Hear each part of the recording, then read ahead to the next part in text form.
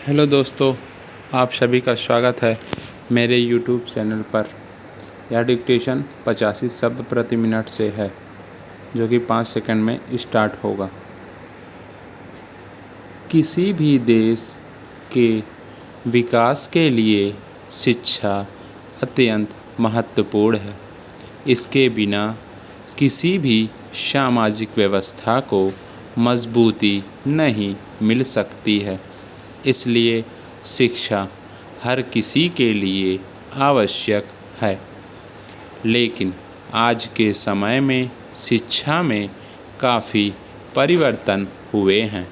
इस उन्नत स्तर के परिवर्तन के कारण शिक्षा में सुधार के साथ साथ कई चुनौतियां भी आ खड़ी हुई हैं, जिसका सामना हर विद्यार्थी और शिक्षा से जुड़े व्यक्ति के समक्ष आती है। शिक्षक छात्र अनुपात भारत के लिए यूनेस्को की स्टेट ऑफ एजुकेशन रिपोर्ट 2021 के अनुसार स्कूलों में 11.16 लाख शिक्षक पद खाली हैं। इससे साफ जाहिर होता है कि स्कूलों में शिक्षा की कमी है। National institute of education planning and administration द्वारा किए गए एक अध्ययन के अनुसार शिक्षक अपना लगभग 19% समय अध्यापन के लिए समर्पित करते हैं, जबकि उनका शेष समय गैर शिक्षण प्रशासनिक कार्यों में व्यतीत होता है। केंद्र सरकार द्वारा राज्य सरकार को स्कूलों के लिए फंड उपलब्ध कराया जाता है। इस धन की कमी के कारण विद्यालयों की आवश्यकताओं जैसे पुस्तकालयों, प्रयोगशालाओं और अन्य बुनियादी सुविधाओं को विद्यालयों द्वारा उचित रूप से प्रबंधित नहीं किया जा सकता है। एसोचैम के एक सर्वेक्षण के अनुसार 2005 से 2011 तक प्राथमिक और माध्यमिक शिक्षा में मुद्रास्फीति में 169% की वृद्धि हुई है। कुछ पाठ्यक्रमों के लिए उच्च शिक्षा आम आदमी की पहुंच से बाहर है।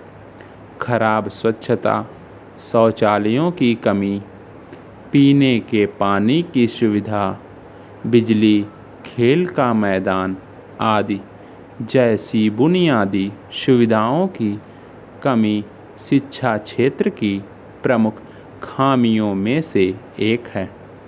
अध्ययन का पुराना पाठ्यक्रम और व्यावहारिक ज्ञान का अभाव भारत में पुरानी शिक्षा प्रणाली मुख्य रूप से किताबी शिक्षा पर आधारित थी। लेकिन आजकल इंटरनेट और अनुभवात्मक शिक्षण विधियों के उपयोग से बहुत कुछ बदल गया है। भारत में अब तक 3 शिक्षा नीतियाँ थीं। पहला वर्ष 1968 में, दूसरा वर्ष 1986 में और तीसरा वर्ष 2020 में। राष्ट्रीय शिक्षा नीति 1986 का मुख्य उद्देश्य वंचित समूहों को शिक्षा के क्षेत्र में समान अवसर प्रदान करके शामिल करना था। लेकिन राष्ट्रीय शिक्षा नीति 2020 प्रकृति में अधिक समग्र है। इसका उद्देश्य कौशल आधारित शिक्षा और छात्रों को रोजगार प्रदान करना है। नई शैक्षिक नीति 2020 द्वारा पिछली शैक्षिक नीतियों की सभी खामियों को दूर किया जा रहा है। शिक्षा में आने वाली चुनौतियों का सामना करने के लिए बच्चे की प्राथमिक और माध्यमिक शिक्षा को अधिक महत्व दिया जाना चाहिए। भारत सरकार को स्कूलों और शिक्षकों के प्रशिक्षण के बुनियादी ढांचे के निर्माण पर अधिक खर्च करना चाहिए। सभी के लिए सस्ती गुणवत्ता वाली शिक्षा प्रदान करने के लिए सरकार द्वारा उचित उपाय किए जाने की आवश्यकता है। जैसे राष्ट्रीय शिक्षा नीति 2022 के तहत छात्र अपनी रुचि के अनुसार भाषा चुनने के लिए स्वतंत्र हैं।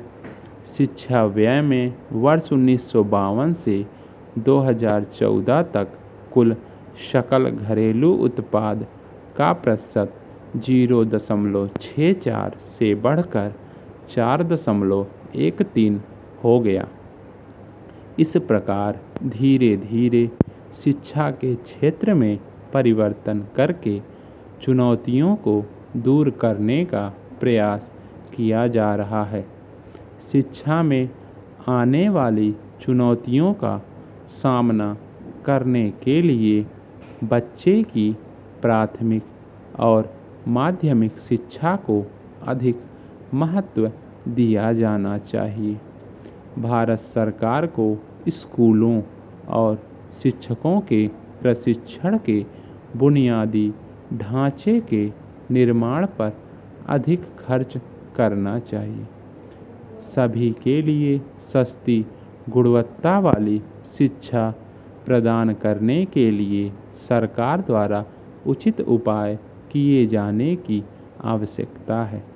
जैसे राष्ट्रीय शिक्षा नीति 2022 के तहत छात्र अपनी रुचि के अनुसार भाषा चुनने के लिए स्वतंत्र हैं।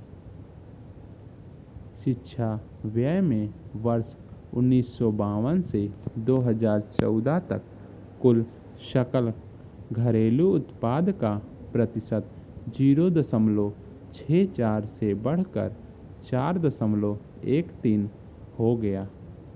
इस प्रकार धीरे धीरे शिक्षा के क्षेत्र में कुछ परिवर्तन करके चुनौतियों को दूर करने का प्रयास किया जा रहा है। शिक्षा में आने वाली चुनौतियों का सामना करने के लिए बच्चे की प्राथमिक और माध्यमिक शिक्षा को अधिक महत्व दिया जाना चाहिए। भारत सरकार को स्कूलों और शिक्षकों के प्रशिक्षण के बुनियादी ढांचे के निर्माण पर अधिक खर्च करना चाहिए। समाप्त।